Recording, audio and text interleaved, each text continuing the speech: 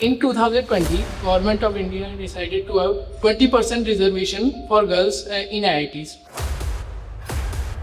Why are they giving reservation to the girls in IIT? Are we thinking that they are not capable of cracking JEE, or are we just... It has to be remembered that it has to be temporary, and it has to be remembered that the real solution lies. How can somebody ill-treat you for centuries without your passive consent? Please tell me. You surely had a stake in the system. Why don't you want to talk about that? Your real oppressor is not the other, but a group of people comes and says, we are the victims, so you give us reservations. And the moment you give them reservations, another group stands up like this and says, seats have been all taken away and our cutoffs are way higher than their cutoffs, so now we are the victims. If everybody is to be compensated, who exactly is the one making the compensations? Don't ask for compensations. Even if you feel somebody has wronged you, take it in your stride. Tell yourself, you have taken away so much from me, now I'll show you who I am. Acharya Ji, the meaning of reservation is providing equal opportunities in every sector to those who don't have proper resources or enough resources. So you also said that you had a batch of 350 students and there were only 30 girls.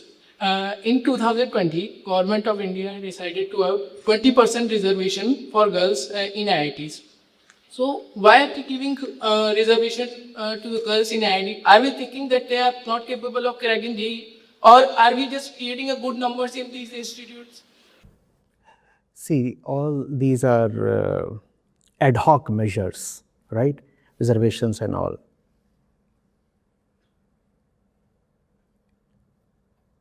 I think reservation, the very concept, militates against the dignity of the human being. Reservation in any form, at any place, for anybody.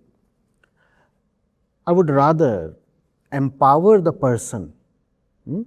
I pick up a person who has been disempowered and disabled for various reasons, and I pick that and I put that person in a particular institution without challenging the fundamental reason that caused him or her to feel weak, then I am not doing much. So I take this very idea that that women or girls should have more reservation as not very dignified. What we rather need is that girls and women should know who they are. Their energy, their power has to be unlocked, and a point has to come where there is no need for this concept of reservation. It's an ad hoc thing, as I said. It's a temporary solution. It's not even a solution. It's a temporary treatment that will not cure anything. But just for that temporary duration, it may have some utility. It has to be remembered that it has to be temporary, and it has to be remembered that the real solution lies elsewhere. But Acharya Ji, this temporary solution harms men also.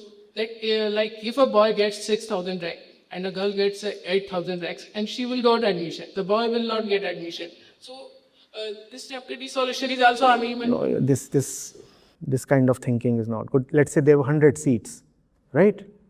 And if you very well know that 20% have been reserved for a particular section, why do you still assume there are 100 seats? Fight for the remaining 80. Raise your own level. Why crib later on that, I had more marks than the ones who were in the reserved category and I didn't get admitted?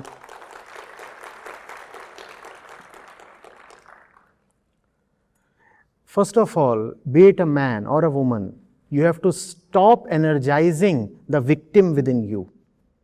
We take great pleasure in feeling victims, because once you feel victimized, you feel authorized to claim compensation. And this is such a bad road. Don't go down this road. Even a lot of feminist narrative includes the story of victimization. I am a victim, so you better compensate me. The fact is, we all are indeed victims at some point in our lives. But it's not very dignified to claim compensation. It is against the human spirit to play the sissy baby and say, oh, the world has messed up with me, things have gone wrong with me, now come and correct those things. What happens to your own strength? Where are you? Rise and challenge. Rise and challenge. And that's why I don't, even if I try to, I can't agree with stories of victimization and oppression. How can somebody ill-treat you for centuries without your passive consent? Please tell me. You surely had a stake in the system. Why don't you want to talk about that? Your real oppressor is not the other, but your own inner fear and greed and insecurity and ignorance. But you don't talk of your inner oppressor, you talk of the external oppressor, and you can talk of that. And when you talk of that, you do get certain advantages. Somebody will come and say, well, so many wrong things have happened. So much has to be paid to this person. But that does not build up your capacity. You are not born to live on compensation money, right? Why do we take birth? Go back to the first principles. Why are we born? Why do we exist at all? We exist for the sake of liberation. We do not exist to seek compensation.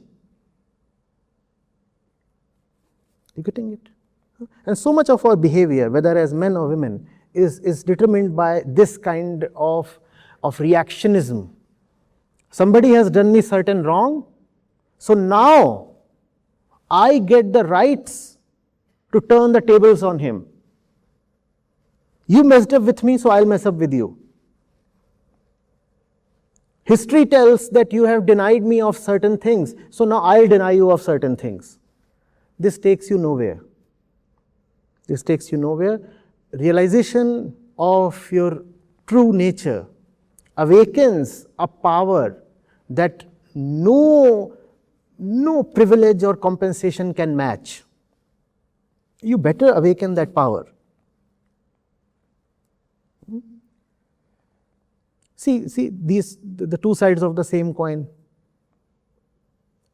A group of people comes and says, we are the victims, so you give us reservations. And the moment you give them reservations, another group stands up like this and says, oh, the seats have been all taken away and our cutoffs are way higher than their cutoffs. So now we are the victims. So what do we want now? We want compensation. Who will come to compensate you? If everybody is to be compensated, who exactly is the one making the compensations? We don't go into these questions, right? Don't ask for compensations. Even if you feel somebody has wronged you, take it in your stride. Tell yourself, you have taken away so much from me, now I'll show you who I am. You have taken 10 units away from me, and that further awakens my spirit to earn 100 units. In fact, I thank you for snatching away those 10 units of whatever. Had you not challenged me that way, I would not have awakened to the potential. I would not have taken up the challenge and become bigger. Have that approach in life. A bit of an advice.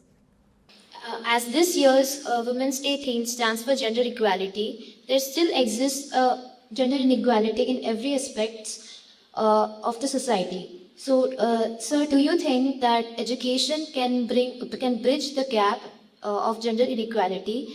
And what are the changes that we can make in our education system to move towards a more gender equal society? No, I'll repeat that. See, you're coming with a pre-prepared sheet of questions, and that's why gender equality is a very ordinary objective. I'm repeating that. It's a very, very ordinary objective. Gender equality is much the same as saying that since he is the male chimpanzee, so I want to be his equal as a female chimpanzee. How glorious does that sound? Please tell me. Do not ask for equality. Men are stupid. Why do you want to be equal to them? Why do you want to even proceed in the same dimension as they have? Political power has been with men, economic power has been with men. Don't you see what they have done with their power? Please. Do you want to go down the same road as enlightened women? Please tell me. Do you want to be female copies of men, remaining females biologically but trying to become men psychologically? Is that what you want to become? No. So just don't try to seek parity with men. In fact, you can learn from all the misdeeds of men and vow to not repeat them. That's the only thing you can look towards men for. Look at men and say, I don't want to be equal to him. Being equal to him is an insult. Right? Gender equality, a very, very ordinary objective. You need liberation from your gender identity. Gender comes from society, sex comes from biology. To begin with, kindly seek liberation from your gender identity, and as you progress in life, see whether you can also be liberated from your sexual identity. That is what we are here for.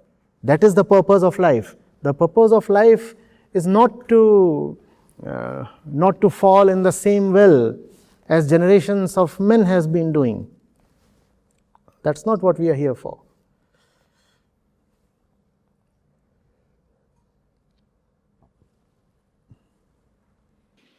Sir, this liberation of women is such a new concept to me. Like even the basic need like gender equality, which is much less than liberation of women, I came to know about it such a later age. So I want tomorrow's children to know about this or to get the ideas of this such a younger age than myself. So how can that be brought about? Education is the key. Unfortunately, our education focuses almost completely on the material. The physical dimension of living is all that we address in our education. We need to address the real, the inner dimension of life. That which I am talking of is fundamentally Vedanta. Vedanta is not some abstract stuff in arcane Sanskrit that you cannot make head or tail of. Vedanta is this. Vedanta is a very living thing. It tells you what your next decision in life should be. It tells you how to live. It tells you who you are. Right? That education needs to be there in our schools, colleges, universities. And if our formal system fails to provide that or accommodate that, then there needs to be an informal way. Right? And by informal, I mean something outside the formal governmental system. Right? I'm trying a bit of that. The things that are happening here, the books that you're seeing in front of you are all that. I just hope that such books were rather present in our formal syllabus when we were in class 8th or class 10th. That's the time when these books must have been read. But better late than never. Now we are trying to disseminate the message of Vedanta, and to the extent I can see, that is the only way. That is the only way.